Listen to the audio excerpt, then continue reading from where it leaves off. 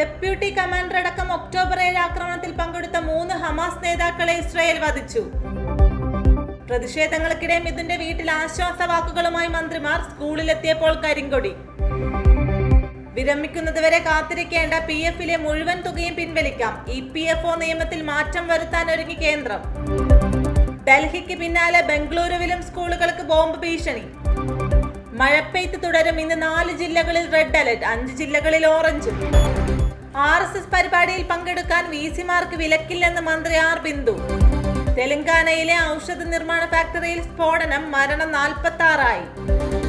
കർണാടക മുഖ്യമന്ത്രി മരിച്ചെന്ന് Meta. Auto ട്രാൻസ്ലേഷനെതിരെ ആഞ്ഞടിച്ച് Siddaramaiah.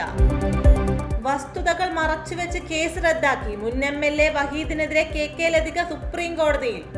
സ്ത്രീധന പീഡനം UP-യിൽ ശരീരത്തിൽ ആത്മഹത്യാ കുറിപ്പെഴുതി യുവതി ജീവനൊടുക്കി.